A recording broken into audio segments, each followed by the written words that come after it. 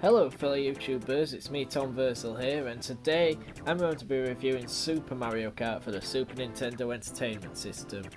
I want to go through and review every Mario Kart game. I was going to start with Mario Kart 64 as that was my most recent game purchase, but I thought it'd be better if I go through and review them chronologically instead of going 64 then back to Super Mario Kart then Super Circuit.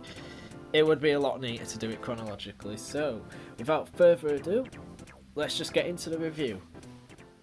First things first, the menus. Okay, so the menus are actually quite nice. They are bland, to be honest, they're very simple and sort of dull, but they are easy to navigate, so I can't really fault them that much. My main issue with them though is, why is B to continue and X to go back? It's weird. Honestly, it should have been Y to go back and B to continue, or B to go back and A to continue, just like in every other game, but no, it's X to go back. It's weird. I think PlayStation had this issue quite a lot as well, where triangle would go back and X would go forward. Yep, I don't really like that aspect of it, but overall the menus are quite good, because they're just very easy to navigate, you won't get lost in them. This game doesn't have too many modes, but it does have a few, so let's go over them. You get the Mario Kart Grand Prix, Time Trials, a 2-player battle mode, 2-player match race, and there are also 50cc, 100cc, and an unlockable 150cc in this game. Though the roster in this game isn't large, I do like it. I do think it's a good roster. There's Mario, Peach, Bowser, Koopa Troopa, Luigi, Yoshi, and for some reason Donkey Kong Jr. I don't quite get why they didn't just put Donkey Kong in, but oh well. And there's also Toad. I think my main would have to be Koopa Troopa, but I'm not sure. I'm not particularly fond of any character in this game, like playing as them, but I'll get into that when I talk about the controls. Anyway, for the first game in the series, even though it's a small roster, it is good. You've got all the classic Mario characters here. There are 4 cups in this game, each with 5 tracks. That is 3 cups that are already unlocked and 1 that you can unlock, which is the special cup, the final cup in the game. Some notable tracks are Mario Circuit 1, which is notable because it's the first ever Mario Kart track. Bowser Castle 2 because it's got a stupid dead end. I don't know of any other Mario Kart track that has a dead end, but this one has a turn and you have to go around again once you've took that turn because it's just a dead end. It's stupid. And of course Rainbow Road, which I'll get more into Rainbow Road later, but of course it's the final track, and actually on this game it is the only track without a number. It's weird. Every track in this game has numbers in the title. They weren't really creative, it's sort of like test names. To be honest, they should have renamed them, like Mario Circuit 1, Mario Circuit 2. They should have called it Mario Circuit, then Luigi Circuit, which they did in later games, but for this game the titles are sort of uninspired and boring. All the other tracks though, other than the ones that I mentioned that are notable, they are very boring. And in fact I would say Rainbow Road is the only full-on standout track in the game, because every other track just feels like a huge circle. They aren't huge circles. I mean, some of them are, but not all of them. But they all feel like that. They go on very quick. You can finish them very quickly. And with the theming of the tracks, like the beach, donut plains and all that, they all look the same. They've got a few themes and they don't feel distinct at all. It's kind of boring. Yeah, I'm not too into the tracks. Also, another thing about the tracks that I find is bad is that they're all flat. This is an issue for Super Circuit as well, but we'll get into that when I review Super Circuit. But I just find it stupid how they're all flat, because Road Rash, which is on the Mega Drive, which is meant to be like inferior hardware, that game has hills. It has a lot of hills actually, and I know that's a completely different style of racing, But it is weird how all of these tracks are flat. It makes them boring, uninspired titles. I'm not too into the tracks on this game. Okay, so now into the graphics. To me, the graphics are meh. They're mixed.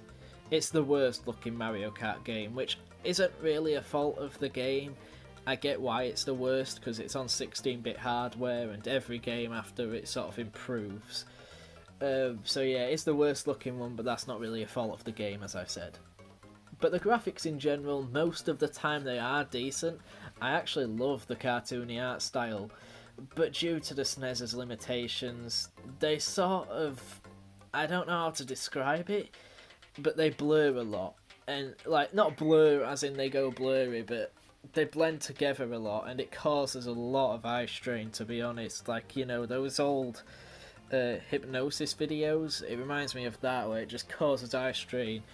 The worst offender for this is definitely Choco Island. That course just hurts to play on. Just watch the footage you see and you'll get what I mean. Also, the game isn't full screen. The only reason they did this is so that they could have a two-player split screen. Obviously, if you don't know the story of Mario Kart, they did a game called F-Zero, and they wanted a two-player F-Zero, but they couldn't do that without slowing the game down, so they made Mario Kart instead. So the game is basically split screen the whole way through, and that sort of pushes the graphics together. I kind of like that though, because if you stretch out the graphics, it doesn't look that good. So overall, I think the graphics are a mixed bag. They are okay, but they do cause some eye strain at points. But by far, the worst thing about this game for me has to be the controls. And I gotta be honest, it's not the controls on the controller. Obviously they're very simple. You hold B to drive, A uses items, and shoulder buttons use drifting, and D-pad obviously moves. But all the characters just control like a bag of ass. It's awful. It is truly awful. I mean, the handling of every character in this game is terrible. I don't like any of it. It destroys the game for me. If you try to drift on this game, you're screwed. You're going off the track, and I'll get into it more later, but that is partially why Rainbow Road on this game is so difficult, because the drifting on this game is dreadful. I hate it, honestly. The controls, the worst part about this game. Let's talk about the items. The items in this game are actually kind of good. They're all your basic ones, you know. I'm not going to name them all, but you've got your mushrooms, your bananas, your shells. There's even the flower power-up on here, which wasn't on a game since until Mario Kart 8 Deluxe. Battle mode, it wasn't even in the main game. Sort of because it's kind of a useless item, but other than that, it's all your normal sort of Mario Kart items. However, there's no item balancing on this game, really. You know, you can get mushrooms in first and stars in second. It's stupid in that case. But what's even worse than that is the AI can get items, and items that you can't even get, whenever they bloody want. Like Luigi, he'll be driving, he won't pass an item box, but he'll get a star. And it is so cheap. It is so cheap. Princess Peach, she throws poison mushrooms, but you can't. You don't get poison mushrooms, so they basically programmed enemies in this game to have random items whenever they want, and items that you can't obtain. It's sort of cheap, to be honest, and it does ruin it a little bit. I wish they also went over item boxes. But then again, the item boxes in this game are different to the ones later on. They're not floating rainbow boxes. They're sort of the typical looking boxes from the original Mario games, flat on the floor. The items are good, but the item balancing is terrible. That's what I'm getting at. Okay, so let's get into the soundtrack. And honestly, there's not really many Nintendo games with bad soundtracks. And I think this is one that just has a brilliant soundtrack. Every Mario Kart game has a brilliant soundtrack. And even this game, that I'm not a big fan of, I admire this soundtrack, honestly. It is brilliant. Every song in this game is just a classic. You've got the epic Bowser's Castle theme, the just brilliant Rainbow Road. This is one of the best Rainbow Road songs ever, and honestly, if they keep remaking this Rainbow Road, I don't have an issue, because I love the remixes of this song as well. And you've also got the relaxing tracks that are just so nostalgia-inducing and happy. They make me so happy, and they make any player happy. I mean, if you listen to Vanilla Lake and you get sad, I don't know. I don't get it. But actually, speaking of that, if you've not listened to Vanilla Lake in your own time, go and do it, because it's a brilliant song. I love every song in this game, even a title screen, menu music, it's all great. Yeah, nothing bad to say about the soundtrack at all. The battle mode in this game, I'll admit it isn't fun. At least to me. I get that it isn't online and there were hardware capabilities that restricted it. So it's co-op only, there's no online. Obviously, it's the Super Nintendo, it's the 90s, there wasn't really any internet. But I don't get why it's the 1 player versus 2 player. There's no AI. Okay, I get why, and it's rational. If it's system limitations, then it's reasonable. I get that. But it's a bit boring. I can't really play this with 1v1. I don't really like that. I need the AI, because it just... The battles aren't like battles. It's boring, it's not fun, it's mundane. I'm not too into it. I even think that for any Mario Kart game that doesn't have AI on battle mode, not just this one, the tracks themselves aren't even that good. The battle tracks, they're just square, and each one, even though they're different themes, they don't feel much different. So yeah, the battle mode, definitely a pass. I don't really like the battle mode on this game. I would say personally, this is the worst battle mode out of any Mario Kart game. And I know that's a bold statement, because a lot of people hate Mario Kart 8s, and Super Circuits is really hard to get a hold of that battle mode. But this is the worst battle mode to me. It's not that fun. Every Mario Kart game has a Rainbow Road, so I'm going to be reviewing each Rainbow Road as sort of a section in these videos as well. So what's the Rainbow Road like on Super Mario Kart? Well, to me, it's good. I do like the design of this Rainbow Road. It's one of the few tracks in the game that doesn't feel like just going about in a circle. However, because of how bad the controls are, like how bad the karts handle, and there's no rails on this, the track's very, very thin, the turns are extremely tight, they are so tight, you fall off the edge so much, and it makes this Rainbow Road insanely difficult. It is one of the harder Rainbow Roads, if not the hardest. I'm not sure if it is the hardest, but it is very difficult. Yeah, but it's more because of the controls than the actual track. I like this Rainbow Road, and as I mentioned earlier, the music to this Rainbow Road is genius. I can listen to it, and just the soundtrack to this Rainbow Road is a blast. One of the best Rainbow Road soundtracks ever. But the track itself, good. It just doesn't play well because of the controls, sadly. But overall, it's a good track.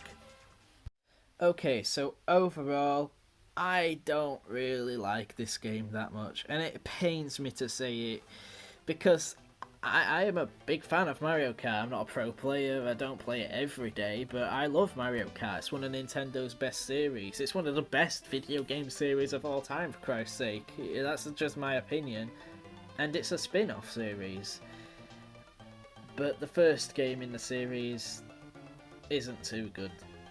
And that's just me. I know a lot of people will be blinded by nostalgia. I don't have too much nostalgia for this game because I'm 17, I didn't grow up in the SNES generation.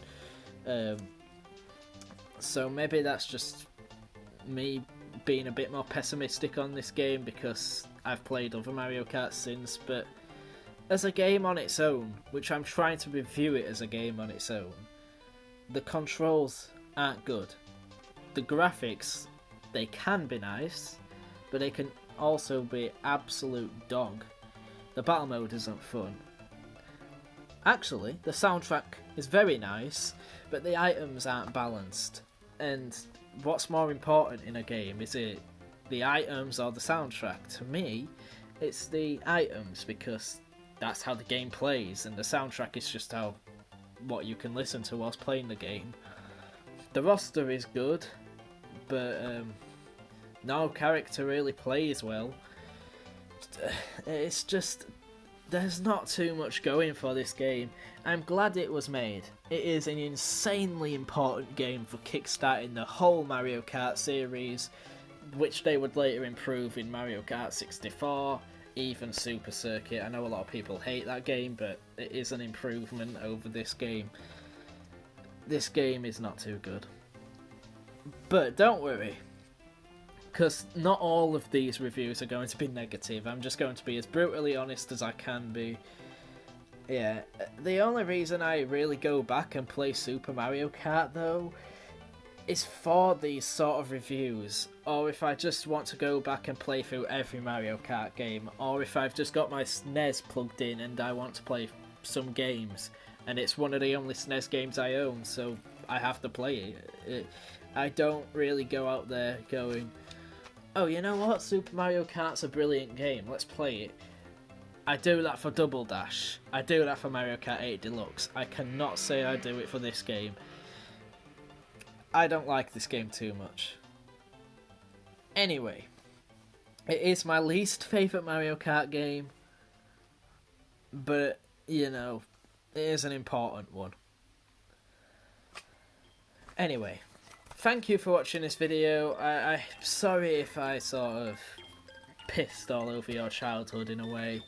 I don't want to be that guy, but these are reviews and I have to be as honest and spread my opinion. My opinion. If you love this game, more power to you. You're enjoying something that I just can't.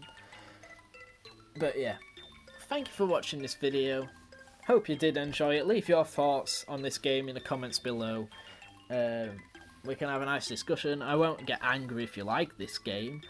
I won't even say anything negative about anyone liking this game. It's an important, influential game. It's just that I don't like it too much. So leave your thoughts on this game in the comments below. Hope you enjoyed. Stay tuned for my Mario Kart 64 review. Thank you for watching. Stay epic.